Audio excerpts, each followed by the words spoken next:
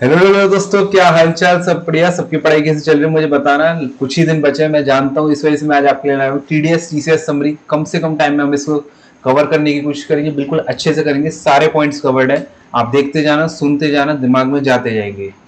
चलो स्टार्ट करते हैं। उससे पहले लाइक करो, कमेंट करो, शेयर करो और चैनल को सब्सक्राइब करो। आओ दोस्तों स्टार्ट करते हैं। चलो दोस्तों देखो, ये अपनी क्या है, TDS TCS summary. TDS TCS chart summary है। कौन सा अटेम्प्ट के लिए सर? नवंबर 23। पूरी अमेंडेड है नवंबर 23 के लिए, ठीक है सर। ये क्या दिया हुआ? Section number, nature of section मतलब सेक्शन का नाम क्या है, मॉनिटरी लिमिट। कोई मॉनिटरी लिमिट दी हुई है क्या सेक्शन में? जैसे कि इतने के बाद टीडीएस कटेगा, इस अमाउंट के बाद टीडीएस कटेगा, वो चीज।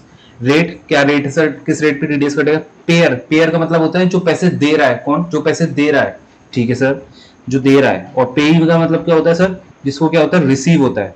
पेई का मतलब क्या होता है? रिसीव होता है। की पॉइंट्स का मतलब क्या है सर? इस सेक्शन में जो की पॉइंट्स को बात लिखी हुई है, तो वो हम इसमें डिस्कस कर लेंगे। तो ये मैंने आपके लिए चार्ट बना दिया है पूरा, 12 पेज में आपका टीडीएस टीसीएस खत्म। ये कर लो, बात खत्म। ठीक है ना? इतना बढ़िया चार्ट मैंने बहुत सोच के बनाया है। आप बार बार देखना, वीडियो बहुत काम आएगी आपके। चलो दोस्तों स्टार्ट करते हैं। पहला सेक्शन क्या? Section number 192। सेक्शन 192 इस पे टीडीएस ऑन सैलरी। सर इसका मतलब क्या है? पेड टू आर और है ना, ये किसके लिए? पेई के लिए। मतलब पेई कौन होना चाहिए उसकी बात बता रहा है। मतलब इस सेक्शन में रेसिडेंट पेई को भी पे कर सकते हैं, नॉन रेसिडेंट पेई को भी पे कर सकते हैं। पेई कौन होता है? जिसको रिसीव होता है। तो सर पहला सेक्शन क्या है? Section number 192, TDS on salaries. Monetary limit कुछ होती नहीं है। रेट क्या होता है? Average rate of tax. मतलब सर स्लैब रेट्स पे जो कैलकुलेशन होती है उसके बेसिस पे। Pair any person paying salary, कोई भी हो सकता है जो सैलरी पे करता है। ये कौन करेगा? एम्प्लॉय करेगा, ठीक है सर। एम्प्लॉय कह रहा हूँ, एम्प्लॉयर। एम्प्लॉयर कंप्यूट करेगा income tax of whole year after giving deductions and average. जो इनकम होती है एम्प्लॉय की, उसकी इनकम को कैलकुलेट करता है। जो डिडक्शंस वगैरह अलाउड होती है वो देता है, रिबेट वगैरह देता है। जो भी अगर बनती है तो उसके हिसाब से इनकम टैक्स कैलकुलेट करता है, उसके बेसिस पे टीडीएस कैलकुलेट होता है। Compute income tax of whole year after giving deductions and then average it. If firm pay salaries to partner, salary जो पार्टनर को दी जाती है वो पीजीबीपी में आती है, इस वजह से इस पर टीडीएस नहीं करता है। Then TDS under section 192 not applicable. Taxable to partner as PGBP, ठीक है sir. Employer should not consider losses except loss of house property, केवल हाउस प्रॉपर्टी का लॉस अलाउड होता है, ठीक है sir. Tax on non monetary perquisite borne by employer is exempt for employ, ठीक है। Excess TDS from employ, credit can be available by employ. मतलब sir जो नॉन मॉनिटरी परक्विजिट का टीडीएस बनता है वो एम्प्लॉय के लिए एग्जम्प्ट होता है। तो एम्प्लॉय के लिए जब एग्जम्प्ट होता है तो उसका क्रेडिट मिल जाता है उसे टीडीएस के फॉर्म में। जब उसकी इनकम कैलकुलेट होती है उसमें नीचे टीडीएस माइनस कर दिया जाता है। जो हम माइनस करते हैं टीडीएस, नेट टैक्स पेबल निकालते हैं उसमें वही चीज लिखा है। एम्प्लॉय के लिए एग्जाम्प्ट होता है, टीडीएस एम्प्लॉय के लिए बन जाता है, क्रेडिट उसमें से माइनस कर दिया जाता है उसकी इनकम में से, और नेट इनकम का टैक्स निकाल दिया जाता है, फिर उसे एवरेज कर दिया जाता है, ठीक है सर। सेक्शन 192 होगा। सेक्शन 192 ए क्या होता है? TDS on payment of accumulated balance due to an employ. कोई बैलेंस वगैरह हो रिकॉग्नाइज प्रोविडेंट फंड में, उसका जब विड्रॉल होता है उस पर कोई टीडीएस बनता है तो वो चीज है। लेस देन 50, सर ये लेस देन का मतलब क्या होता है? मतलब 50,000 इसमें इंक्लूडेड नहीं है। मतलब 49,999 तक कवर्ड है। 50,000 होती टीडीएस की एप्लीकेबिलिटी आ जाएगी, और 50,000 का अमाउंट विड्रॉ करते हो तो टीडीएस की एप्लीकेबिलिटी आ जाएगी। 10% है पेन का, अगर पेन नहीं है तो maximum marginal rate. Comment section में बताना मैक्सिमम मार्जिनल रेट कितना होता है, ठीक है ना सर। ठीक है सर। कौन दे रहा है sir? Trustees of RPF, recognise provident fund. Applicable on pre mature withdrawal of recognise provident fund, ठीक है सर। फिर आता है अपना सेक्शन नंबर 193। सेक्शन नंबर 193 क्या है? TDS on interest on security. किसको पे हो रहा है? केवल रेसिडेंट को, केवल रेसिडेंट को, ठीक है सर। अप टू 5,000 कोई दिक्कत नहीं। इसमें क्या है? अप टू 5,000 मतलब 5,000 इंक्लूडेड है, 5,000 और लेस देन 5,000 इक्वल टू। इसमें केवल 50,000 था, लेस देन 50,000 इंक्लूडेड नहीं था, ठीक है सर। अप टू वाला हमें समझ आ गया। रेट क्या? 10% है। एनी पर्सन जो भी इंटरेस्ट पे कर रहा है, ठीक है सर। इसके की पॉइंट्स क्या है? 7.75% टीडीएस रेट हो जाएगा। किसके लिए? सेविंग्स टैक्सेबल बॉन्ड्स 2018 वाली जो है। No TDS shall be deducted on payment made to insurance company. कोई इंटरेस्ट दी गई है किसको? इंश्योरेंस कंपनी, तो उस पर कोई टीडीएस नहीं कटा जाएगा, ठीक है sir. No TDS shall be deducted on Indian railway finance corporation के जो वो होते हैं, पावर फाइनेंस कॉर्पोरेशन की होती है, 54 EC के बॉन्ड्स होते हैं, जो इनको पेमेंट होती है, इंटरेस्ट की पेमेंट होती है उस पर। 6.5% 7% गोल्ड बॉन्ड जिसकी नॉमिनल वैल्यू कितनी है? 10,000 से कम है। 6.5% 7% गोल्ड बॉन्ड जिसकी नॉमिनल वैल्यू कितनी? 10,000 से कम है। क्वेश्चन में लिखा होगा कि ये लिख रही होंगी बातें, तो ये आपको देखते ही समझ आ जाएगा। ठीक है सर, सही है, बात सही है सर। 194 TDS on dividend. किसको पे है? केवल रेसिडेंट को। किसको? रेसिडेंट को। लिमिट क्या है? अप टू 5,000, वो लेस देन इक्वल टू, ठीक है सर। 10% का रेट है। पे कौन कर रही है? Indian company. ऑन किस पे हो सकता है? इक्विटी पे भी हो सकता है, प्रेफरेंस शेयर्स पे भी होता है। सर ये पीडीएफ कहाँ पे मिलेगी? टेलीग्राम चैनल जाओ दोस्तों, उसे भी सब्सक्राइब कर लो, लिंक मैं डिस्क्रिप्शन में डाल दूंगा, कमेंट बॉक्स पे भी मिल जाएगी। इक्विटी पे भी है, प्रेफरेंस पे भी है, ठीक है। No TDS shall be deducted on payment made to insurance company. Insurance company को कोई पेमेंट हो रही है डिविडेंड की, उस पर कोई टीडीएस नहीं कटेगा, ठीक है सर। 194 हो गया अपना। अब I am 194A, TDS on interest other than interest on security. क्या other than interest on security? किसको पे हो रही है? केवल रेसिडेंट को, केवल रेसिडेंट को। अप टू 5 ईयर कोई दिक्कत नहीं है, 10% की लिमिट है। टैक्स रेट क्या? 10% टीडीएस रेट है। मतलब person not being individual HUF, मतलब पर्सन को इंडिविजुअल एचयूएफ नहीं होनी चाहिए। अगर इंडिविजुअल एचयूएफ को डिडक्ट करना है तो उसका टर्नओवर कितना होना चाहिए? 1 करोड़ से ज्यादा होना चाहिए, और प्रोफेशन है तो 50 लाख से ज्यादा, ठीक है सर। अगर इनको डिडक्ट करना है इंडिविजुअल एचयूएफ को, ये लिमिट है कब डिडक्ट करेंगे। TDS is also deducted for interest on fix deposit, recurring deposit with banks, ठीक है। इन पे भी डिडक्ट होता है अगर इसकी इंटरेस्ट मिलती है तो। नो टीडीएस, कहां का टीडीएस नहीं कटेगा? इंटरेस्ट कौन दे रहा है? By bank, post office on time deposit. Sir time deposit क्या होता है ये आप गूगल करके पढ़ना फटाफट। इंटरेस्ट में बैंक पोस्ट ऑफिस में टाइम डिपॉजिट कितनी? 40,000 तक की है तो कोई टीडीएस नहीं कटेगा, उससे ज्यादा होगी तो टीडीएस कटेगा। 50,000 की लिमिट किसके लिए? Resident senior citizen. क्या रेसिडेंट सीनियर सिटीजन के लिए लिमिट कितनी हो जाती है टाइम डिपॉजिट वाली? 50,000। Limit to be check bank wise not branch wise.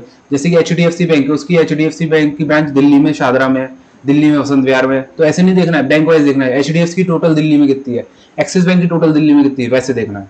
Interest on saving bank account कोई टीडीएस नहीं है। Interest by firm to partners कोई टीडीएस नहीं है। इनकम टैक्स रिफंड पे भी कोई टीडीएस नहीं है। Interest to banks, cooperative banks, LIC, UTI, insurance company, अगर ये इनको भी इंटरेस्ट दी जाती है तो कोई टीडीएस नहीं लगेगा। Interest on zero coupon notes, इस पे भी कोई टीडीएस नहीं है। ये वाला पॉइंट समझना, ये पॉइंट अच्छा है। Interest by cooperative society to another cooperative society, बिल्कुल ठीक बात सर, ठीक है। Society to another cooperative society का कोई मेंबर हो। कोऑपरेटिव सोसाइटी जो कि क्या है? बैंक है। क्या है? बैंक है। वो किसको दे रही है? सोसाइटी को। इसमें वैसे तो कोई टीडीएस नहीं लगेगा। अभी अभी हम नीचे कंडीशन देखेंगे कब टीडीएस कटेगा, इस पे कब टीडीएस कटेगा, ठीक है सर।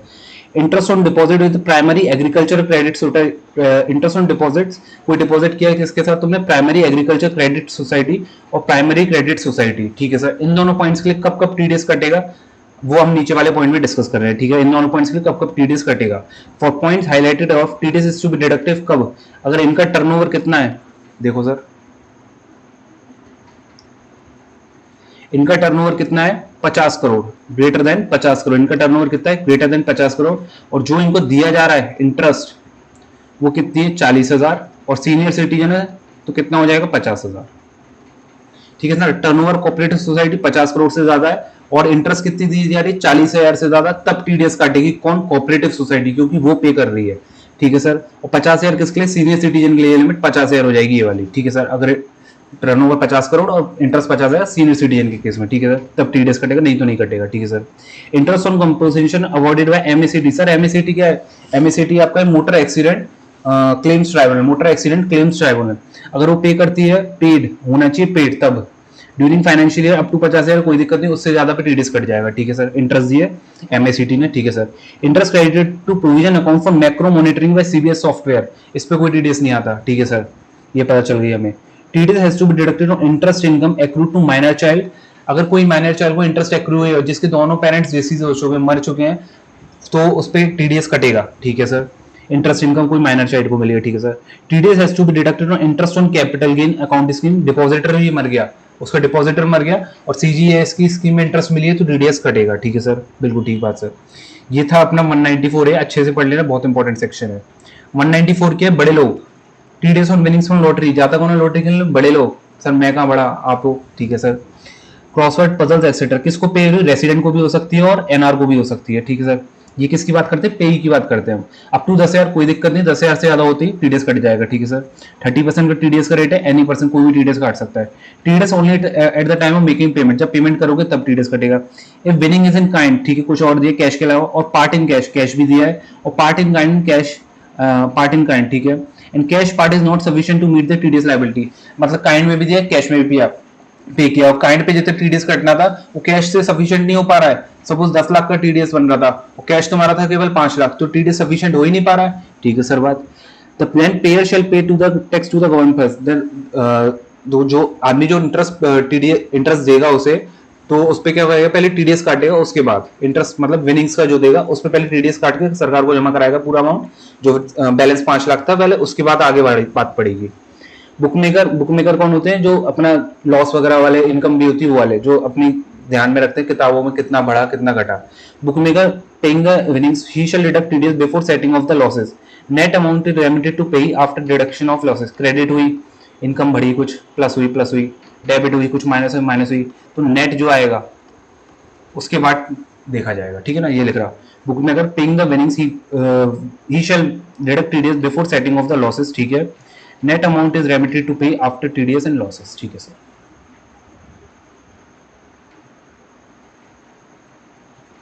फिर आता है अपना 194 BB 194 BB, TDS on winning from horse races, किसको पे हो रहा है, पे टू रेसिडेंट और नॉन रेसिडेंट।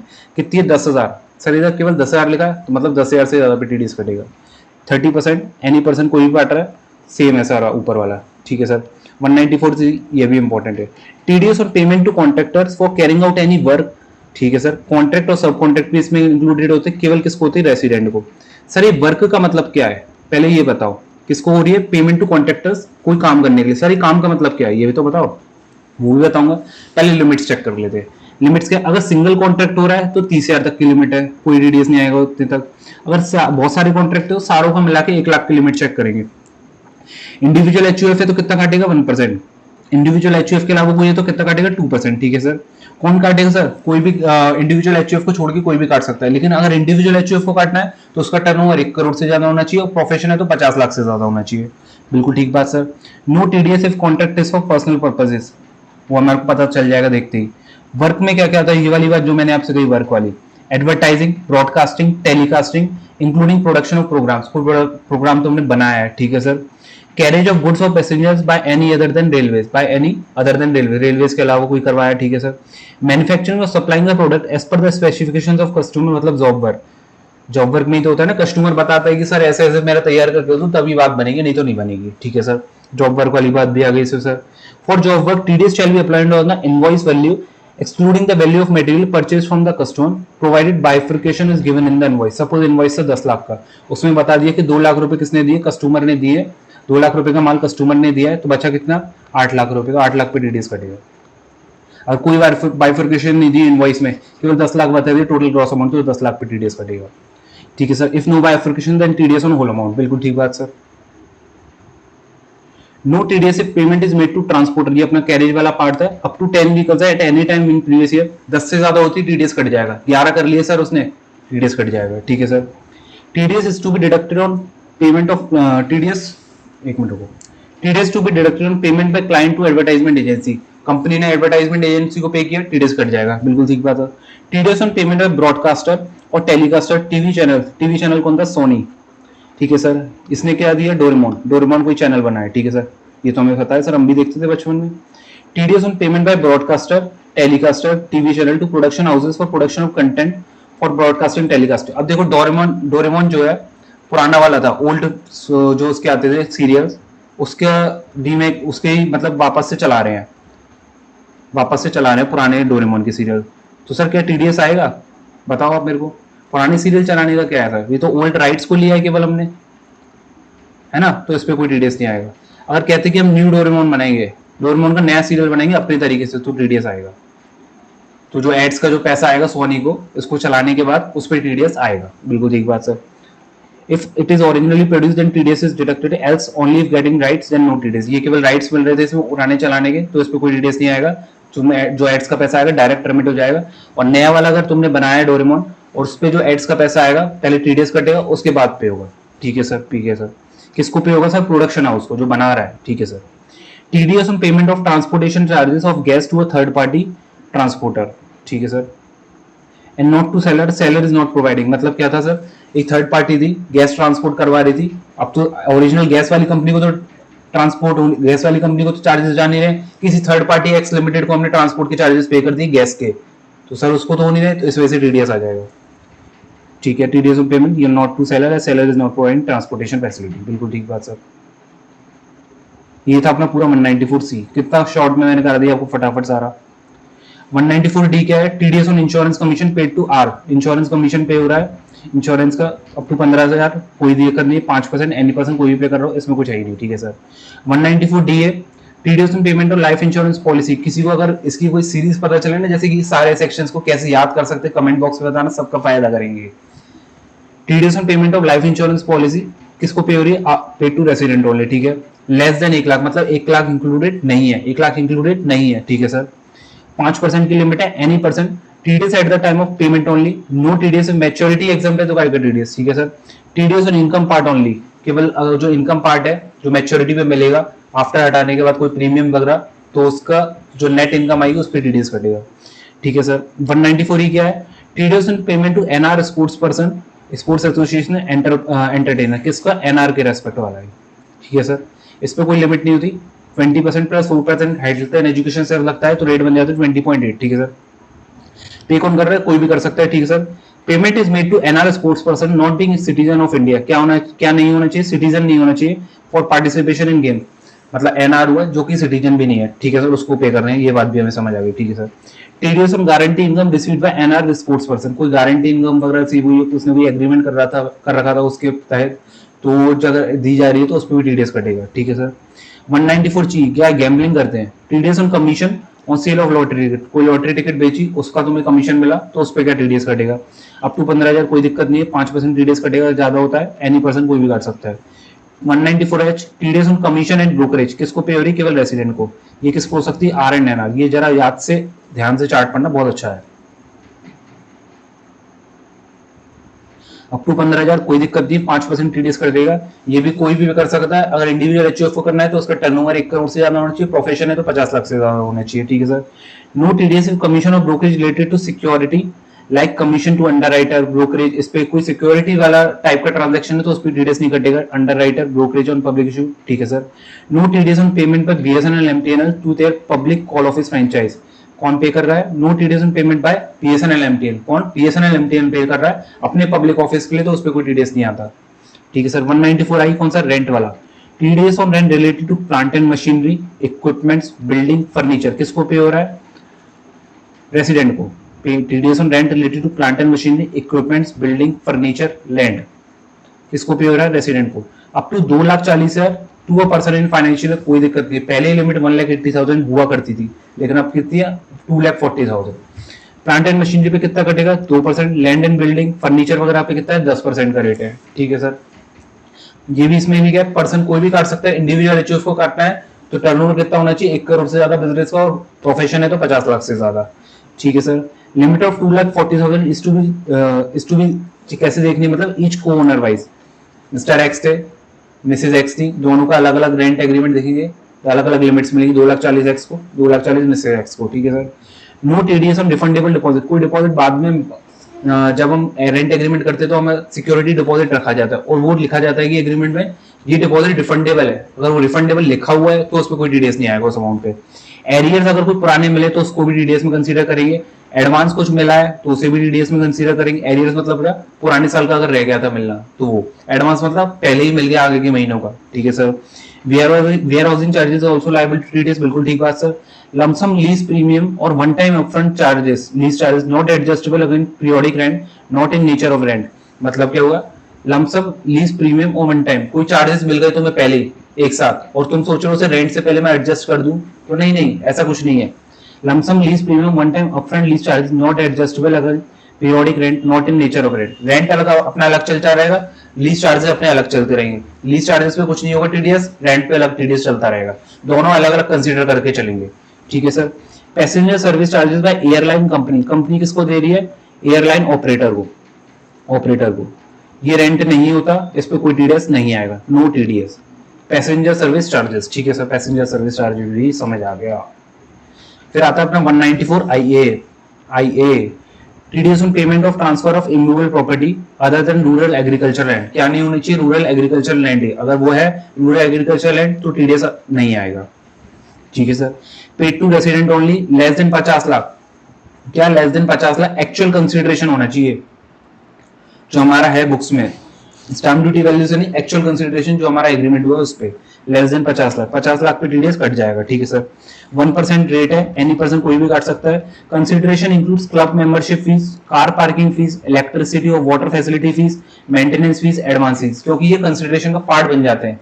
जब हम कोई प्रॉपर्टी वगैरह खरीदते हैं बेचते हैं तो उसमें रेंट एग्रीमेंट में रेंट कह रहा हूँ, जो एग्रीमेंट होता है उसमें बताया जाता है कि ये इसके पार्ट है, इस वजह से। 194 IB, TDS on payment of rent by certain individual HUF paid to R only. TDS on payment by certain resident individual, कौन से वाले हो गए सर ये? जिनका टर्नओवर वगैरह उससे कम था, इसमें था ना, क्योंकि इंडिविजुअल ऐसे एक्सेस वाले थे ऐसे, इसमें तो जो एक्सेस से कम बचे वो किसमें आ जाएंगे? 194 IB में आ जाएंगे। बिल्कुल ठीक बात सर, समझ आ गया, बढ़िया, मजा आ रहा है। अप टू 50,000 कोई दिक्कत नहीं है, 50,000 से ज्यादा होती टीडीएस कट जाएगा, ठीक है सर। पेन 5%, पेन नहीं तो 20%, ठीक है sir. Individual HUF not covered under section 194I, जो मैंने आपको ऊपर बता दिया। TDS is required to be deducted only at the time of credit और actual payment of the last month. क्या चलता है इसमें? लास्ट मंथ के बेसिस पे। सर अगर लास्ट मंथ का रेंट कम पड़ गया और टीडीएस ज्यादा बन गया तो मैक्सिमम लास्ट मंथ का रेंट तक कंसीडर करेंगे। कितना? लास्ट मंथ का रेंट। इसका क्वेश्चन करा दूंगा मैं आपको बाद में, केवल लास्ट मंथ के रेंट तक का ही डिडक्शन मिलेगी, उससे ज्यादा नहीं, ठीक है सर। 194 IC ये आया था कौन से में? आपका नवंबर 22 में इसका क्वेश्चन आया था। TDS for joint development agreement paid किस पूरा आर को, कोई लिमिट नहीं है, मॉनिटरी लिमिट नहीं, 1 रुपए का होगा तो भी टीडीएस कटेगा, ठीक है सर। 10% का लिमिट है, कोई भी पे कर रहा हो। TDS will be applicable for cash money consider under section 45(5)(a) of JDA. 45(5)(a) एक बार देख के जाना है, इंपॉर्टेंट सेक्शन है। 194J, TDS on fees of professional technical services, remuneration to directors, royalty, non compete fees. Sir आपने highlight क्यों किया? मतलब इसमें कुछ मसाला है, अलग से मसाला है इसमें, ठीक है सर, कोई दिक्कत नहीं है, ये भी देख लेंगे। Paid to R, remuneration of director, royalty, non compete fees. Up to 30,000 की लिमिट है, separately applicable for each payment, हर टाइप की पेमेंट को सेपरेटली देखेंगे। सर ये डायरेक्टर वाले पॉइंट को आपने हाईलाइट क्यों किया? इसका पॉइंट ये रहा, no limit for director fees, मतलब सर उसमें 30,000 नहीं लगेगी, 1 रुपए की भी मिलेगी तो टीडीएस की लायबिलिटी चेक करेंगे हम। बिल्कुल ठीक बात sir. No limit for director fees, mandatory TDS, ठीक है। 10% का रेट है, 2% का होगा, कुछ स्पेसिफिक कंडीशन वो मैं आपको बता दूंगा। पर्सन कौन? पर्सन कोई भी कर सकता है, इंडिविजुअल एचयूएफ कब कर सकता है? अगर उसका टर्नओवर 1 करोड़ से ज्यादा है, प्रोफेशन के केस में 50 लाख, ठीक है सर। सर इसका नहीं बताया रॉयल्टी और नॉन कम्प्लीट फीस। अरे रुको तो सही बेटा, सब करा रहा हूँ, रुको रुको सबर करो। सर 2% का क्या कंडीशन थी ये भी बता दो जरा फटाफट, ये वाली ये रही। चलो, TDS at 2% if paid to call centre, fees for technical service FTS, royalty paid for sale, distribution, exhibition of cinematographic films. क्या बोला? कॉल सेंटर वाली हो गई, फीस फॉर टेक्निकल सर्विसेज हो गई, royalty paid for sale, distribution और exhibition of films वगैरह वाली हो गई, तो 2% आएगा, नहीं तो 10% आएगा। 3-4 कंडीशन है, इंपॉर्टेंट है। नो टीडीएस ऑफ एफपीएस क्या था? फीस फॉर टेक्निकल सर्विसेज और professional services. Fees for professional service अगर पर्सनल पर्पस के लिए है तो कोई टीडीएस नहीं आएगा। अभी आगे देखो, तुम बहुत चिल्ला रहे थे ना, रॉयल्टी और नॉन कंप्लीट फीस देखो। No need to deduct TDS on royalty और non complete fees even if last year turnover is greater than limits. Last year turnover is greater than limits, कौन सा वाला? ये वाला केस, इसमें ये वाला, ठीक है sir. Payment made to sports person, sports columnist, umpire, commentator, referee, physiotherapist, physician, anchor, event manager will be liable to TDS, will be liable to TDS, इन पे टीडीएस काटा जाएगा, ठीक है sir. Payment for acquisition of software falls within royalty, royalty में आता है acquisition of software भी, तो उस पर भी टीडीएस कटेगा, ठीक है सर। ठीक है सर, एक मिनट बच्चों, एक minute. TDS is to be deducted क्योंकि एक्विजिशन ऑफ सॉफ्टवेयर भी रॉयल्टी में आता है, ठीक है सर।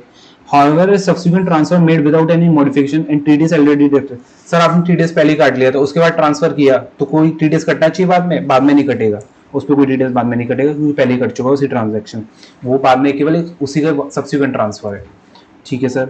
पेमेंट पे third party administrator on behalf of insurance company, इस पर TDS आएगा, ठीक है सर।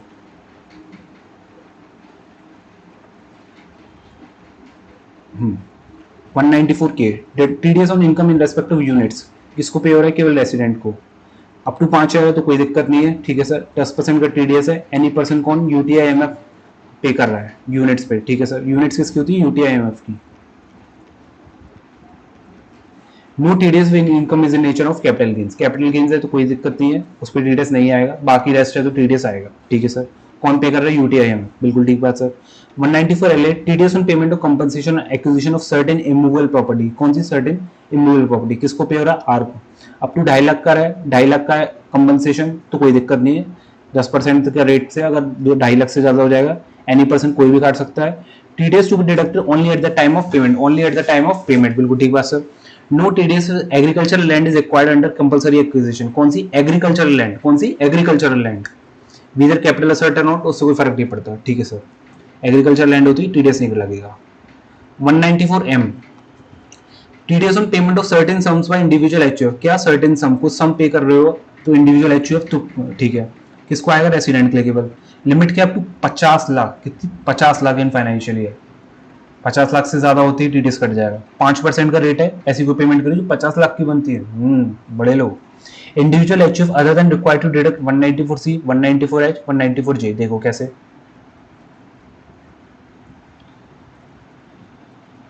194C, इसमें भी बच्चे कुछ आ गए थे, ज़्यादा वाले तो कवर हो गए थे।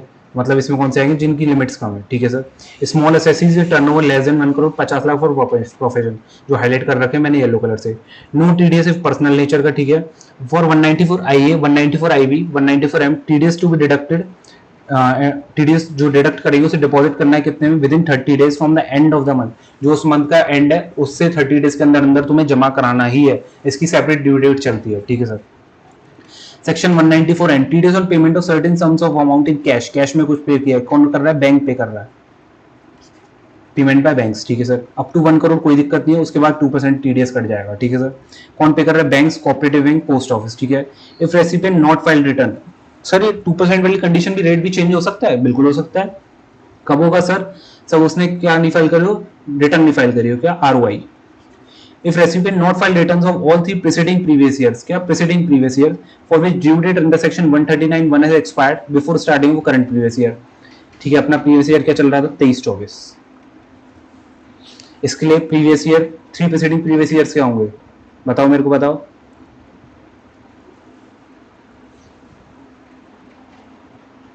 हम मान लेते 22-23, मैंने एग्जांपल 22-23 के लिए, तो आपको उससे अच्छा समझ आएगा।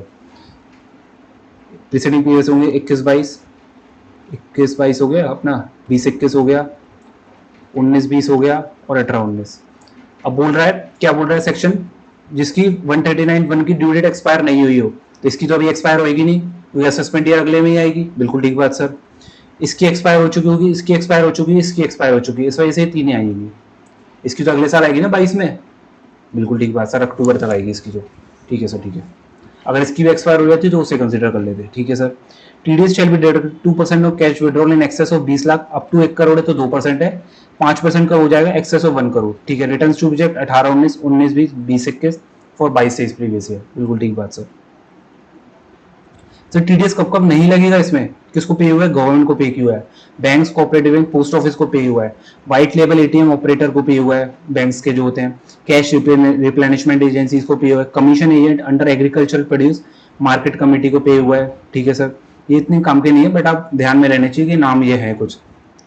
Full fledged money changer agents and sub agent without withdrawal made for purchasing foreign currency NR foreign tourist visiting India. क्या बोला मैंने? फुल फ्लैश मनी चेंजर जो होते हैं, एजेंट्स और सब एजेंट होते हैं, विड्रॉल कर रहे हैं, किस लिए कर रहे हैं? फॉरेन करेंसी एनआर के लिए, और फॉरेन टूरिस्ट जो विजिट कर रहा है इंडिया में उसके लिए विड्रॉल किया है, तो उस पर कोई टीडीएस नहीं आएगा, ठीक है सर। अब आते तुम्हारे वेरी मोस्ट इंपॉर्टेंट सेक्शंस, देखो बच्चों 194O, एक तो ये इंपॉर्टेंट है आपको बहुत ज्यादा, 194Q, और इसके साथ में आएगा 206C टीसीएस वाला जो होता है अपना। ये 3 सेक्शन को तो रट ले जाना, समझ के, मतलब रटना मतलब समझ के। 194 किस पे लगता है? TDS on payment of sum by e commerce operator to participant. Operator किसको पे कर रहा है? पार्टिसिपेंट को। कौन होना चाहिए? रेसिडेंट। कौन होना चाहिए? रेसिडेंट, ठीक है सर। अप टू 5 लाख किसका सर? ई कॉमर्स पार्टिसिपेंट का। अप टू 5 लाख कोई दिक्कत नहीं। Gross amount of such sale और सर्विस, माल तो इसी का ही बिकेगा ना। अमेजोन किसका माल बेच रहा है? ई कॉमर्स पार्टिसिपेंट का, बिल्कुल ठीक बात सर। 1% टीडीएस का रेट है। Gross amount of sale that is price collected from customer, उस पे अगर 5 लाख से ज्यादा हो जाती है सेल तो। Any person E commerce operator with the facility of platform Amazon, Flipkart, क्योंकि इस पे कस्टमर से पैसा किसको आता है? अमेजोन को। अमेजोन फिर किसको देता है? जैसे कि XYZ फर्म है कोई, दुकान है कोई, उसको उसने रजिस्टर कर रखा है, तो वो इसको पे करेगा तो टीडीएस काटेगा, ठीक है sir. No TDS if all the condition satisfy, सारी कंडीशन क्या, ऑल कंडीशन, सारी कंडीशन सेटिस्फाई होनी चाहिए। ई कॉमर्स पार्टिसिपेंट क्या है, इंडिविजुअल एचयूएफ, कौन, ये वाला इंडिविजुअल और एचयूएफ है अगर, ठीक है sir. Gross sale of such service और both during up to 5 lakh है, कोई दिक्कत नहीं है, तो नहीं कटेगा। E commerce participant furnishes PAN और आधार टू ऑपरेटर, पेन और Aadhaar, individual HUF up to 5 lakh है, पेन और आधार दे दिया है, तो टीडीएस नहीं कटेगा, बिल्कुल ठीक बात sir. Payment by customer to participant by using platform shall be included in gross amount, ये तो हमें पता ही है सर, सेल में इंक्लूड करेंगे उसे तो, ठीक है sir.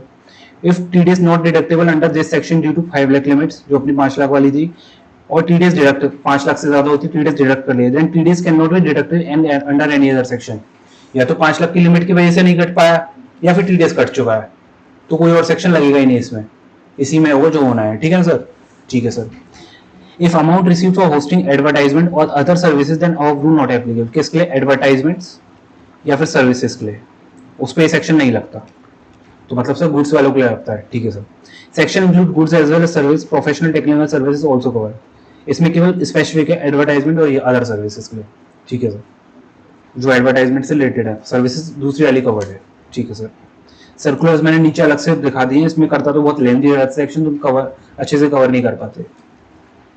Section number 194 P, TDS for senior citizen, किसको, senior citizen, paid to resident only, resident senior citizen, कोई लिमिट नहीं है, स्लैब रेट्स पे टीडीएस कटता है, स्पेशल रेट बैंक्स काटती है, कैसे काटती है, इंडिविजुअल की क्या होनी चाहिए, income in the nature of pension होनी चाहिए केवल, no other income except income in nature of interest, क्या होनी चाहिए, पेंशन होनी चाहिए, और कोई इनकम नहीं होनी चाहिए किस पे, इंटरेस्ट के अलावा, ठीक है सर। रिसीव या फिर रिसीवेबल होना चाहिए from any account maintain by such individual in same bank, bank भी सेम होनी चाहिए, पेंशन इनकी इनकम होनी चाहिए और इंटरेस्ट की इनकम होनी चाहिए केवल, ठीक है sir.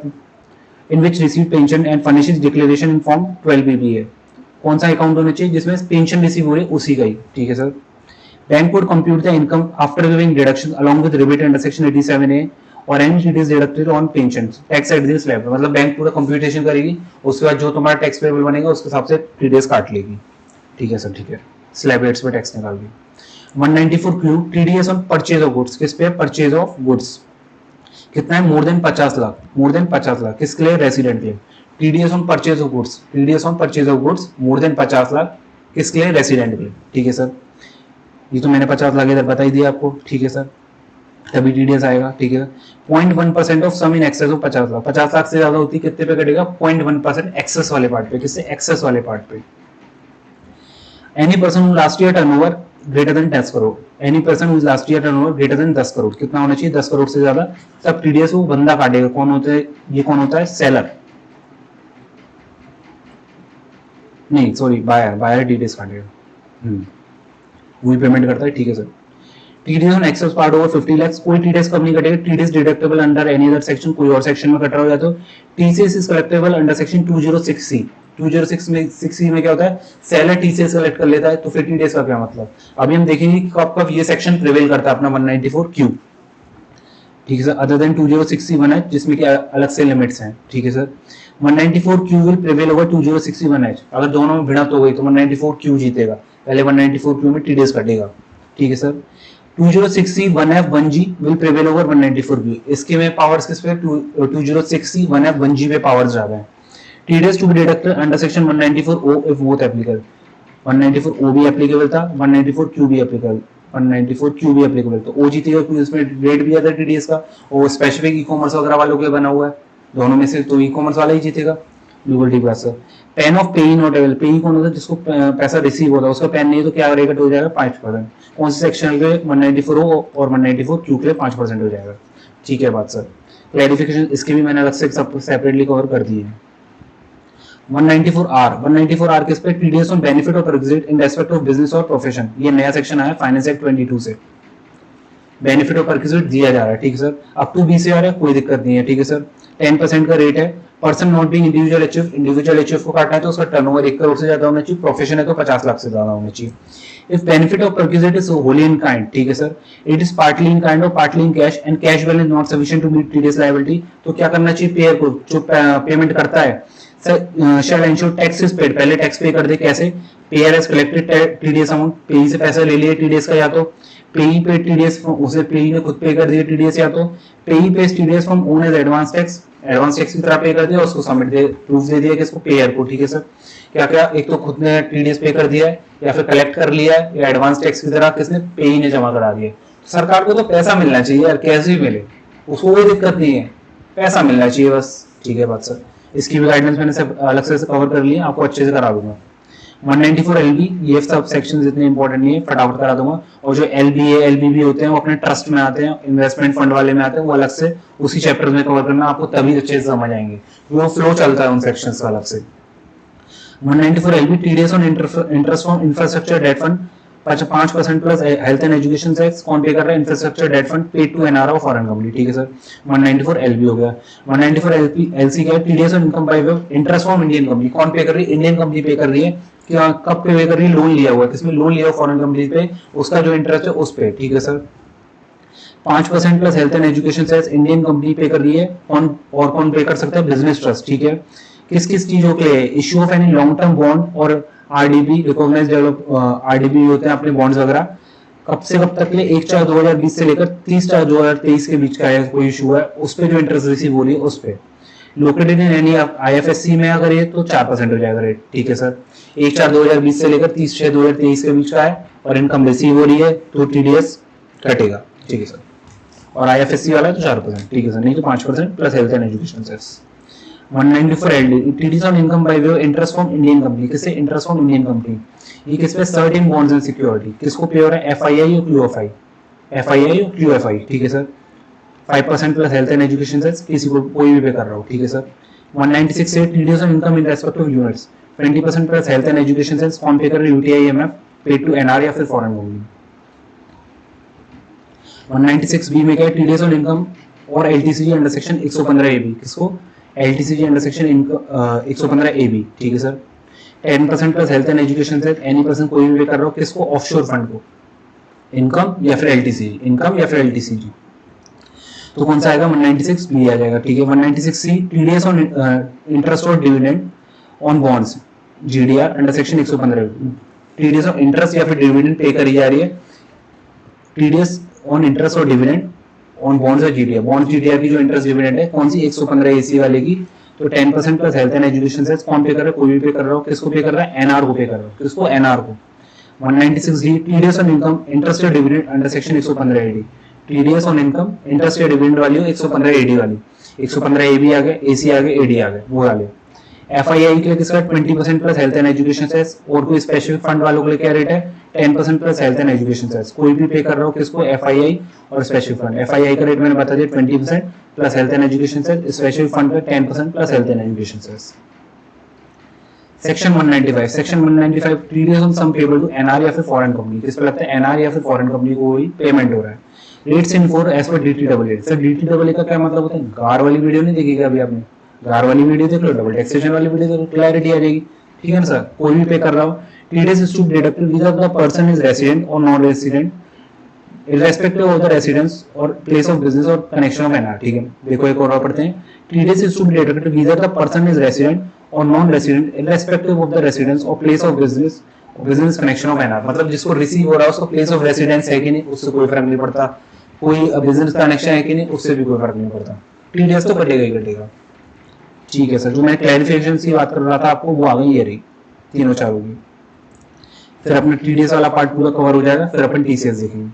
Circulars of section 194 e commerce वाला जो था, payment gateway will not be required to deduct TDS under section 194 if deducted by e commerce operator. E commerce operator जब पार्टिसिपेंट को पे करता है पैसा तो उस पर टीडीएस कट चुका है, तो जो अपना पेमेंट गेटवे है वो फिर से टीडीएस नहीं काटेगा, ठीक है sir. For insurance agent aggregator after first year buyer directly contact insurance company, कौन सी, HDFC लाइफ में मैंने डायरेक्ट जाकर अपना प्रीमियम पे कर दिया, तो इसमें बीच में जो पॉलिसी बाजार वगैरह होते हैं उसका तो कोई इन्वॉल्वमेंट होता ही नहीं है, क्योंकि मैंने डायरेक्ट जाके खरीद ली, उनकी वेबसाइट पे जाके पॉलिसी वगैरह से तो हमने डील ली नहीं, अपना कमीशन भी नहीं लेंगे फिर, तो उसमें टीडीएस नहीं आएगा, then no TDS is to be deducted, ठीक है sir. As agent are not involved in transaction, ठीक है। TDS under section 194 shall not apply in e-auction activities, किस पे, e-auction activities carried out by e-auctioner subject to conditions, ठीक है sir. However liable for 194Q और 206C1H, कुछ भी हो सकता है दोनों में से, ठीक है सर। 194Q आपने बता ही दिया मेरे को, ये रहा सर। परचेज ऑफ गुड्स वाला स्पेसिफिक वाला 2061 है, अभी हम कवर कर लेंगे। अब आती clarification 194 Q purchase of goods वाला, transaction in securities commodities traded through recognised stock exchange और recognised commodity exchange including located in IFSC, मतलब आईएफएससी वाले भी और नॉर्मल वाले भी। Transactions in electricity, renewable energy certificates and energy saving certificates, ठीक है। Provisions of 194O 194Q 2061H shall not apply. इन सारी ट्रांजैक्शंस में क्या 194O 194Q और 2061H नहीं लगेगा, मतलब टीडीएस भी नहीं कटेगा और टीसीएस भी एक्ट नहीं होगा। Goods mention under section 2061 purchased and used by buyer for manufacture of any product or power generation and buyer submitted declaration, then TCS is not applicable. However, TDS may be applicable. क्यों? अगर उसने अब तुम मेरे को declaration ही दे दी कि उसका tax collect नहीं होना चाहिए, किसके कलेक्ट के रेस्पेक्ट में दिया डिक्लेरेशन, ध्यान देना कलेक्ट के रेस्पेक्ट में, डायरेक्ट के रेस्पेक्ट में नहीं है, दोनों अलग अलग होते हैं, लोअर डिडक्शन सर्टिफिकेट वगैरह और दूसरा वाला। तो कलेक्ट के रेस्पेक्ट में दिया, डिडक्ट के रेस्पेक्ट में नहीं तो डिडक्ट हो सकता है, ठीक है सर। गुड्स हम देख लेंगे अभी क्या है। TDS not deducted on GST part if mentioned in invoice, ठीक है। However, if advance payment is made, TDS is to be deducted on total consideration. अगर एडवांस पेमेंट है तो पूरे पे कटेगा और अगर एडवांस नहीं है तो जीएसटी वाले पार्ट पे नहीं आएगा, ठीक है sir. In case of purchase return, TDS is not refundable as it was deducted earlier, ठीक है।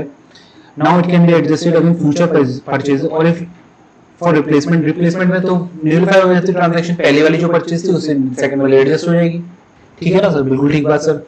और अगर परचेज रिटर्न है तो आगे जो परचेज करेंगे उस पर टीडीएस कटना होगा, पहले वाली टीडीएस जो कट गया है परचेज वाली पे उसे एडजस्ट कर देंगे, ठीक है सर, ठीक है, सही कह रहे हो, सही कह रहे हो। Section 194 not applicable in case of NR buyer, in case of NR buyer except where NR having PE in India and purchase related to that PE। अगर PE है तो परमानेंट एस्टेब्लिशमेंट, फिर तो ग्लोबल इनकम टैक्सेबल हो जाएगी तुम्हारी, क्योंकि तुम उसमें इंडिया में आ जाओगे, बिल्कुल ठीक बात sir. Seller whose all income is exempt will not be liable for 194Q, ठीक है सर, जिस पूरी इनकम एग्जेम्प्ट है उसका क्या टीडीएस काट होगा। Also buyer whose all income is exempt उस पर टीसीएस भी नहीं कलेक्ट होगा, बिल्कुल ठीक बात sir. In first year of incorporation last year turnover, क्योंकि हम इस सेक्शन में लास्ट ईयर का टर्नओवर देखते हैं 50 लाख से ज्यादा वाला, देखो ठीक है, ये रहा लास्ट ईयर टर्नओवर 10 करोड़, ये वाला। In first year of incorporation तो कुछ कटेगा नहीं क्योंकि उसका तो टर्नओवर ही पिछले साल में कुछ नहीं हुआ, नीला आएगा इस वजह से। Only business turnover is to be counted for last year turnover. कौन सा बिजनेस का टर्नओवर है? TDS under section 194 Q not applicable to central government, state government, क्योंकि वो सेलर कंसीडर नहीं करते। Other than central government, state, every PSU corporation authority सब 194Q की एप्लीकेबिलिटी के लिए वाजिब है, केवल सेंट्रल गवर्नमेंट, स्टेट गवर्नमेंट नहीं आएगी, ठीक है सर। CBDT guidelines respect to section 194R, किसके लिए 194R, कौन सा सर अपना ये टीडीएस ऑन बेनिफिट और परक्विजिट्स, ये इंपॉर्टेंट सेक्शन है, आ सकता है फाइनेंस एक्ट 22 से अमेंडेड है। देखो बच्चों, payer shall deduct TDS on payee in all cases even if benefit is provided is of capital nature, benefit capital nature का 2 TDS कटेगा। no TDS on sale discounts, cash discounts, rebates जो कि हमने customer को allow कर दी उस पर कोई TDS नहीं कटेगा। free units along with main units like in garment shop होती है buy 10 get 2 free, जो गारमेंट शॉप में होती है। Then segregation of amount is difficult, क्योंकि उसमें पता कर नहीं सकते जो बिल बनता है कि कितना कितना अलग अलग के साथ, तो टीडीएस नहीं कटेगा। बट अगर फ्री सैंपल अलग से दिए केवल किसी को, केवल फ्री सैंपल्स दिए तो उस पर टीडीएस कट सकता है, क्योंकि उसका अमाउंट पता चल जाता है फ्री सैंपल्स का कितना है, केवल फ्री सैंपल्स दिए हैं तो, ठीक है सर, ये हो गया। TDS to be deducted on incentives, cash और kind, sponsor the trip for recipient, his or her relatives, free tickets for an event, doing medicine samples free to practitioners, तो इस पे टीडीएस कटता है, ठीक है sir. Free samples to doctor या फिर हॉस्पिटल, ये पॉइंट इंपॉर्टेंट है, ये आ सकता है केस स्टडी बन के। If given to doctor who is an employ, क्या है एम्प्लॉय, ध्यान देना, employ in hospital by medicine company, कौन दे रहा है? If given to doctor who is an employ by hospital too, ध्यान देना एक मिनट, sorry, if given to doctor who is an employ in hospital, कौन है एम्प्लॉय हॉस्पिटल में, कौन दे रहा है? Medicine company. मेडिसिन कंपनी किसको दे रही है? डॉक्टर को। Then medicine company will deduct TDS of hospital, ठीक है sir, and hospital will deduct TDS of doctor, बिल्कुल ठीक बात सर, समझ आया? नहीं आया? चलो एक और करते हैं। If given to doctor who is an employ in hospital, ठीक है, बाय मेडिसिन कंपनी, ठीक है, मेडिसिन कंपनी में दे दिया हॉस्पिटल को, हॉस्पिटल का टीडीएस कट गया, ठीक है सर, एंड हॉस्पिटल किसका काट लेगा? डॉक्टर का, हॉस्पिटल टीडीएस ऑफ डॉक्टर, ठीक है, कौन से सेक्शन में काटेगा सर? 192 में, क्योंकि सैलरी मिल रही है उसको, एम्प्लॉय है ना वो. If doctor is consultant not an employ, now medicine company will deduct TDS of hospital and hospital will deduct TDS of doctor. और डायरेक्ट भी कर सकती है मेडिसिन कंपनी, डॉक्टर का टीडीएस भी काट सकती है 194 आर में. ठीक है sir. TDS not applicable if benefit provided to government entity that is government hospital not carrying business of profession, मतलब ट्रस्ट की तरह रजिस्टर्ड है. Value of benefit perquisite purchase price if purchase from value benefit perquisite क्या मानी जाएगी? Purchase price अगर purchase outside से किया है, मैन्युफैक्चर जो तुम मैन्युफैक्चर करने के बाद जो जिस प्राइस पे बेच रहे हो तो वो प्राइस आ जाएगी, प्राइस चार्ज टू कस्टमर. और अगर कोई और केस है तो क्या हो जाएगी? FMB. GST not to be included for TDS profit, GST हम इंक्लूड नहीं करेंगे. If products are return by a celebrity after marketing then TDS not applicable as not considered as benefit. उसमें कोई बेनिफिट हो रहा है, वापस कर दिया उसने यूज करके. बेनिफिट क्या मतलब होता है? तुम्हें कोई फायदा पहुंचा, यूटिलाइज किया हो तुमने अपने पर्पस के लिए.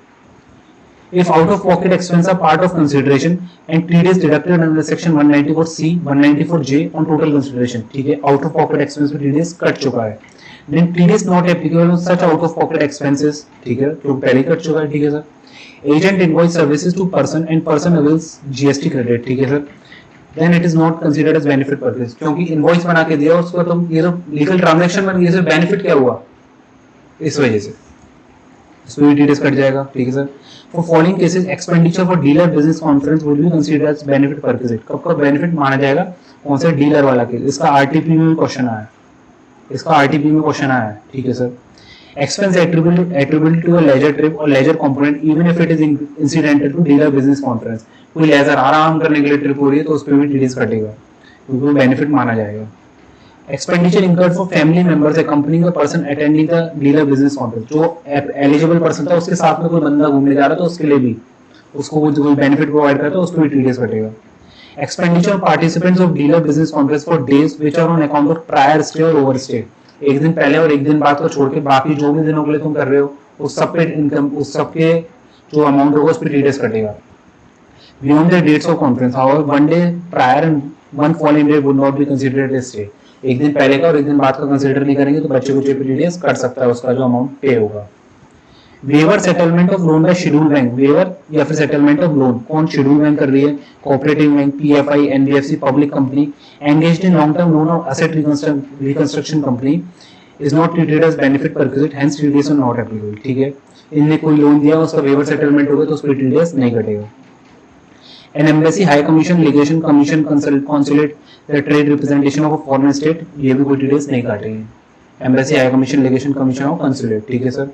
Bonus share, right share out of scope of this section, TDS इस पे भी नहीं कटेगा. ये हो गया अपना पूरा टीडीएस का पार्ट.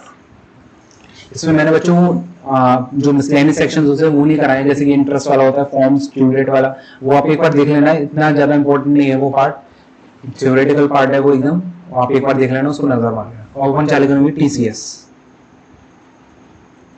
तो 10 मिनट में हो जाएगा लगभग. Tax collected source. Tax collected source का मतलब सेलर कलेक्ट कर लेता है माल, सेलर कलेक्ट कर लेता है टीसीएस बायर से जब माल बेचता है उसी टाइम पे. ठीक है sir. Seller collect TCS at the point of sale itself, that at the time of debiting the party और रिसीविंग कंसीडरेशन, जो व्हिचएवर इज अर्लियर, या तो उसे अकाउंट दे दिया उसका पहले डेबिट कर दिया या फिर उसको पैसा मिल गया. ठीक है sir.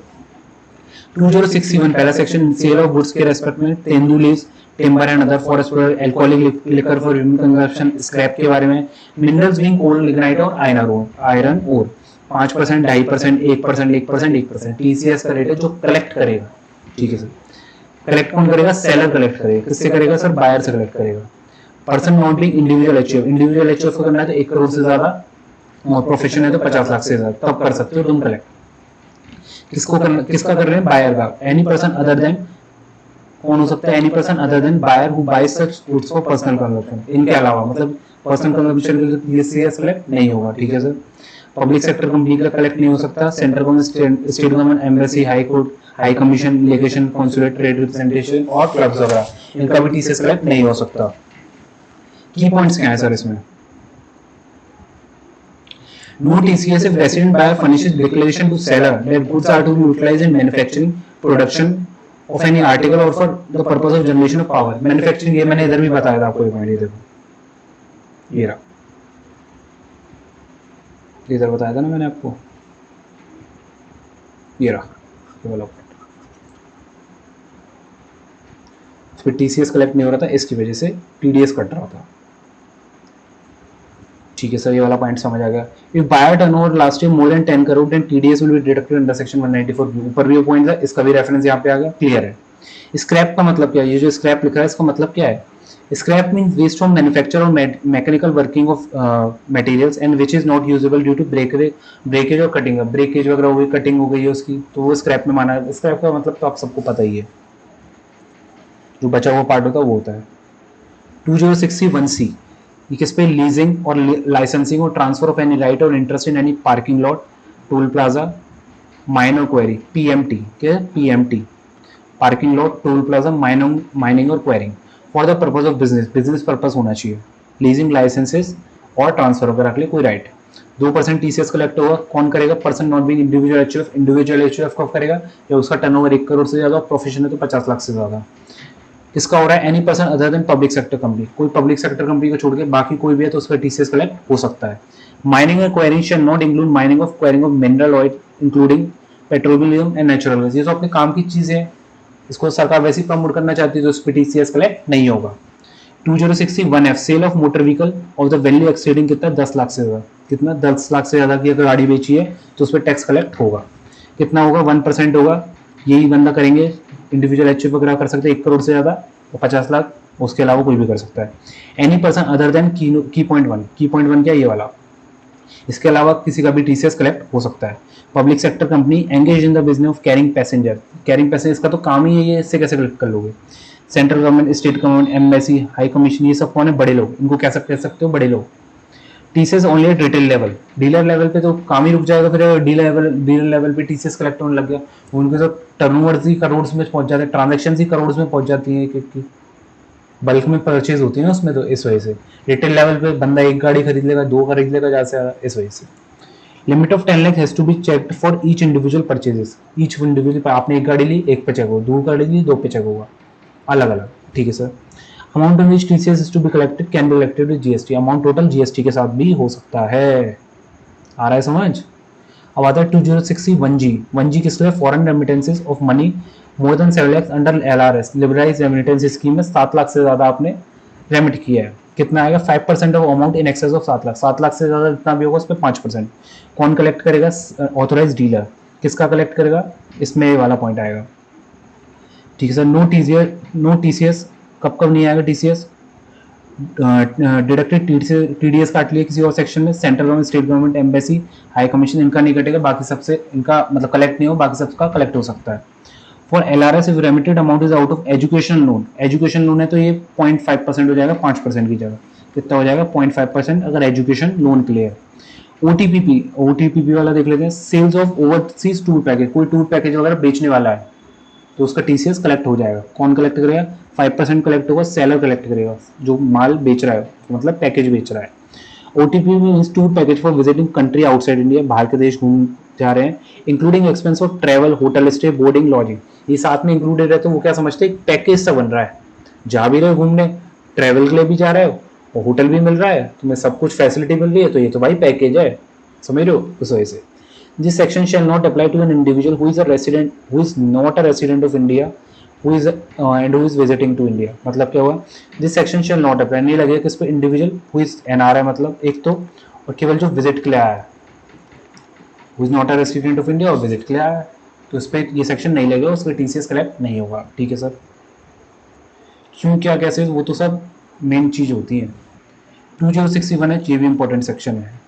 Sale of goods other than export and covered under section 2061 1F 1G। 1G में अपन ने देख लिया फॉरेन वाला, 1F में अपन ने देख लिया मोटर व्हीकल वाला, 1C में अपन ने देख लिया लीजिंग, लाइसेंसिंग और ट्रांसफर।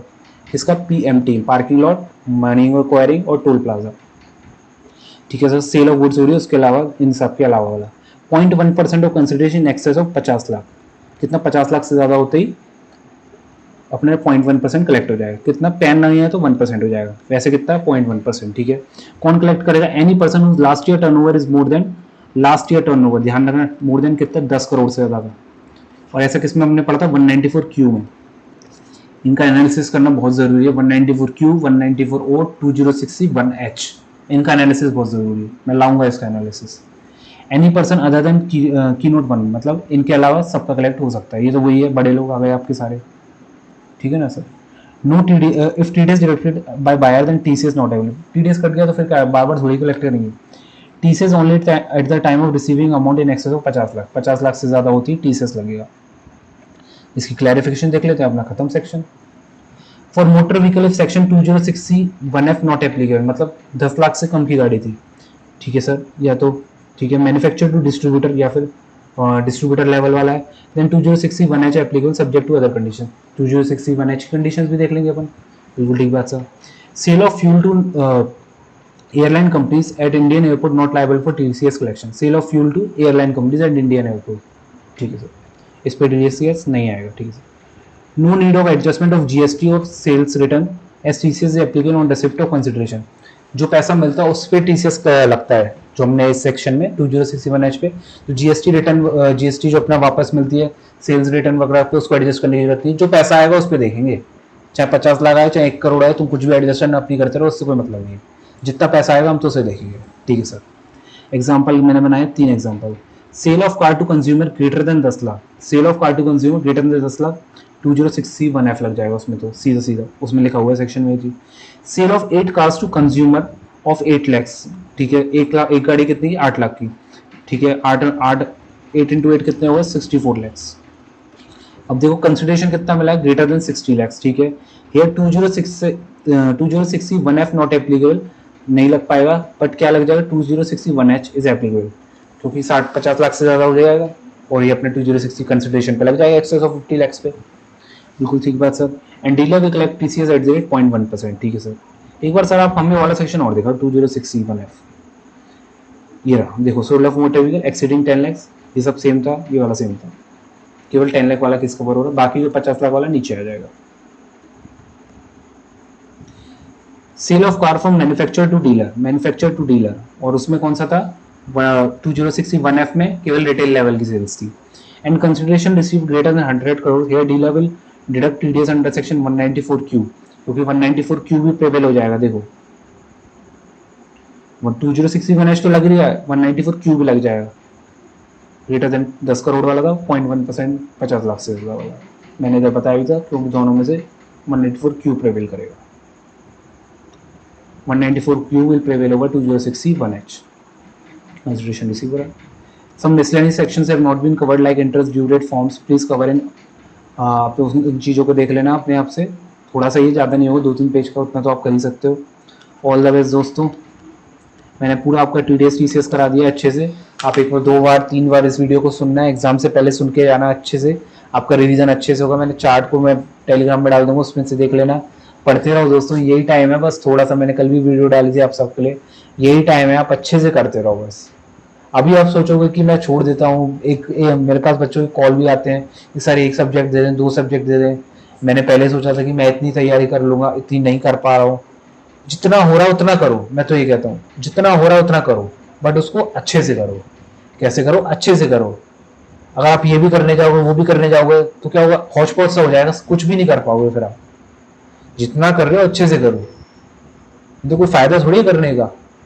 अगर किसी को अटेम्प्ट लगाने में मजा आ रहा है तो वो करे, तो बात समझ भी है। और मैं सोचता हूँ ऐसा तो कोई बच्चा होगा ही नहीं जिसको इस चीज में मजा आता है।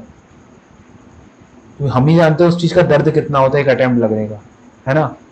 तो बस मेहनत करते रहो दोस्तों, समझ लो ये तुम्हारा लास्ट अटेम्प्ट है, तुम्हें जी जान लगा के निकालना ही है बस।